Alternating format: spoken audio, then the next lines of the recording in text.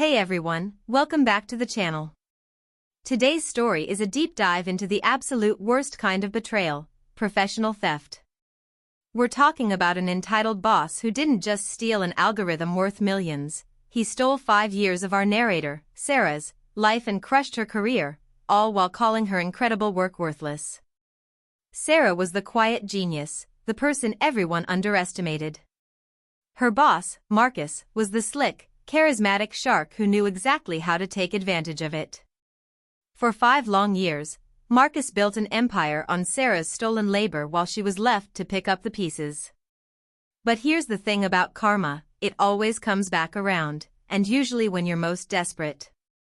So, imagine Marcus, 5 years later, facing a catastrophic system crash that threatened to bring down his multi-million-dollar company, leaving him with nowhere to turn. He had burned every bridge, except one. That's when he texted Sarah, completely desperate. You absolutely have to hear what she replied.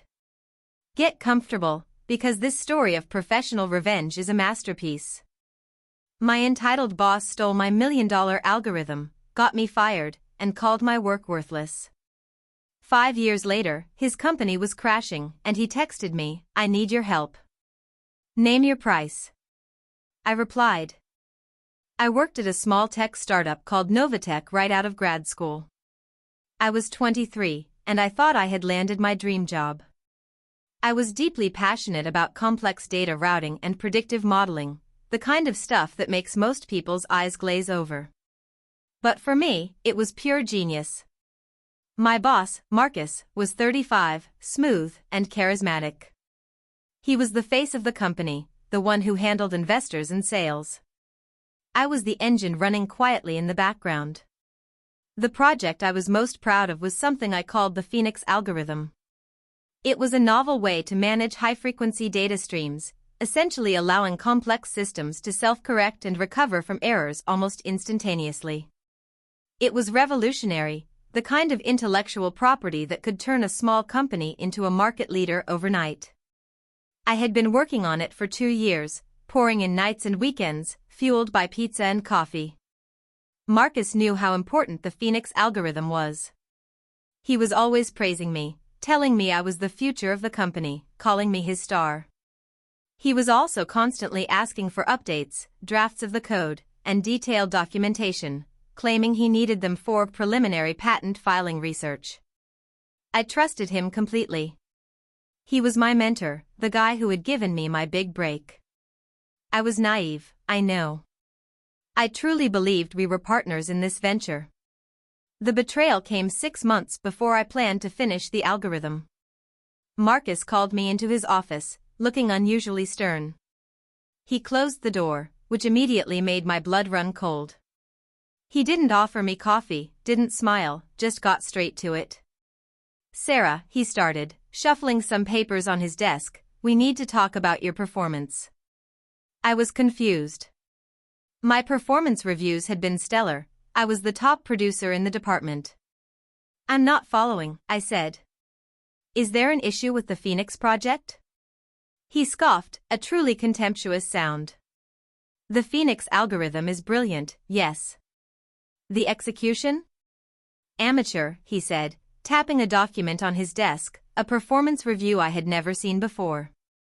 "Frankly, Sarah, your coding structure is messy, your documentation is insufficient, and your lack of professional presentation skills is a liability. We've decided to move the project to an internal team who can properly professionalize the product." I felt my mouth go dry.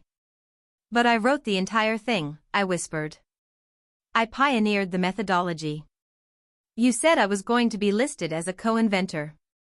Marcus leaned back, resting his hands behind his head, the picture of condescending authority. "You generated raw ideas, Sarah. That's what junior developers do. NovaTech refined those ideas, invested capital, and will file the patent under the company name. Given your performance issues, we need to let you go." He pushed an envelope across the desk. 2 weeks severance. Sign the NDA, and we'll call it even. I looked at the document. It was a termination letter citing inadequate performance and breach of internal communication protocols, total lies. He had engineered this entire thing. He stole my work, repackaged it, and was now kicking me out the door. The sheer audacity of his actions left me shaking. I tried to argue, pointing out the evidence I had, the emails where he praised my work, the documents showing my solo contributions. Marcus didn't even blink. "You're getting emotional, Sarah. This is business. If you refuse the severance, we will contest your employment publicly, citing major intellectual property mismanagement on your part. We have the resources, you don't. Do you really want to fight us?" I looked at him, truly seeing him for the first time, not the supportive mentor, but a parasite. I knew in that moment he was right. I was a 25-year-old with student debt and no resources to fight a well-funded startup with a legal team. I had no choice but to sign the documents, leaving me with nothing but 2 weeks of pay and a crushing sense of defeat. The last thing Marcus said as I walked out was, "Honestly, Sarah, for all the hours you put in, the algorithm was worthless until we fixed your sloppy code. A girl like you should be grateful for the experience." I left NovaTech with my dignity in tatters. The following weeks were brutal. I couldn't find a good job. My confidence was shot, and the firing on my record made employers suspicious.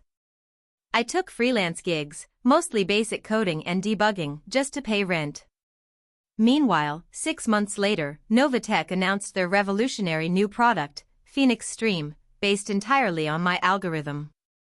Marcus was suddenly the darling of the tech world, featured in magazines, securing massive Series B funding, giving interviews about his visionary genius. Every time I saw his smug face on a business journal cover, I felt a fresh wave of nausea. But the anger didn't dissipate. It crystallized into focus. I didn't stop coding, I just changed my focus. I started specializing in deep system diagnostics and crisis recovery, the inverse of what Marcus's system did. I became obsessed with finding system flaws, the vulnerabilities that even the best engineers missed. I worked anonymously, taking highly secretive, high-paying consulting jobs, often under NDAs, fixing million-dollar problems for faceless corporations. I never put my name on anything, but my reputation grew in the shadows. I was the cleaner, the one called in when everything was on fire. I named my freelance consulting firm Ecosystems, the echo of what was stolen. I never forgot Marcus's insult, calling my work worthless. I knew, intrinsically, that the version of the Phoenix algorithm he launched had limitations. Marcus's genius was in sales, not code. He was running a massive, complex system based on foundational logic he didn't understand, using a codebase that was likely brittle because he hired cheap engineers to clean it up instead of understanding the core structure. 5 years passed. NovaTech was now Nova Global, a multi-billion-dollar entity, publicly traded, managing huge chunks of the world's commercial data flow. Marcus was a tech celebrity, appearing on CNBC, living the high life. And I was quietly making 10 times the money he ever paid me, living comfortably in a city where no one knew my past, specializing in the very problems Nova Global was likely developing. Then, last week, it happened. The news channels exploded. Nova Global had suffered a catastrophic system collapse. It wasn't just a glitch, it was a total shutdown affecting multiple major financial systems and e-commerce platforms. The stock plummeted 40% in an hour.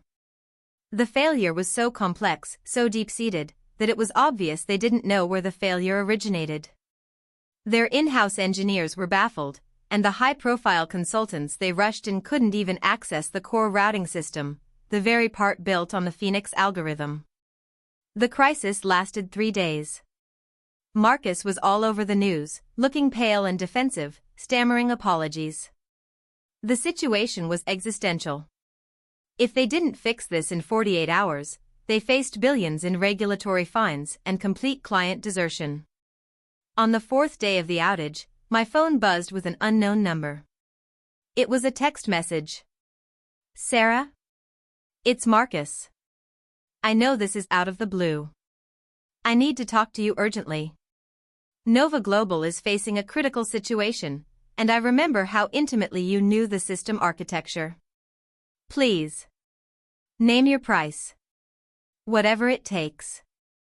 I stared at the screen, a strange, cold calm settling over me. 5 years of resentment, of quiet ambition, all focused into this single, perfect moment. I took a deep breath, smiled for the first time all week, and typed my reply. I simply replied. The price is already set. We meet at the Waldorf Astoria, Monday morning, 9 a.m. Be on time. No lawyers. The response was immediate, understood. See you there. Desperate men don't haggle. I spent the next 48 hours preparing. I wasn't preparing to debug their system, I was preparing a professional execution. I contacted my own lawyer, a high-powered specialist in IP and corporate litigation who I now retained, and my current biggest client, Nova Global's chief rival, Olympus Systems, whose systems I was currently fortifying against this exact type of failure. I arrived at the Waldorf Astoria 30 minutes early, dressed not in a suit but in sharp, expensive casual wear. No need for corporate camouflage anymore. I was there to remind Marcus exactly what he threw away. Marcus arrived at 9:02 a.m., looking like a ghost. His perfectly tailored suit was rumpled, his hair was messy, and his famous charisma was completely gone, replaced by frantic desperation. He looked 5 years older. He rushed over, grabbing my hand a little too tightly. Sarah, thank God you came. Look, I know things were messy between us, but I need you. This is beyond our internal team. We can't find the vulnerability, it's deep in the core routing. I gently pulled my hand back, indicating the small table I had reserved. Sit down, Marcus. I don't have much time. He stammered, I'll sign anything, Sarah. A non-disclosure, a massive consulting fee, 2 million? 5 million? Just tell me what you need to go in and fix the Phoenix stream. I looked him straight in the eye. It's Nova Global now, isn't it? Funny how that name change happened right after the patent was approved. I paused, letting the silence hang heavy. The price isn't money, Marcus. You were right about one thing 5 years ago, this is business. His eyes widened with a sliver of hope. Anything. What is it? Equity? A board seat? The price is that you publicly acknowledge, in a formal press conference, that the Phoenix algorithm was entirely my intellectual property, I said calmly. You will state that I was wrongfully terminated under false pretenses 5 years ago, and you will formally return all patent rights for the Phoenix algorithm to me immediately.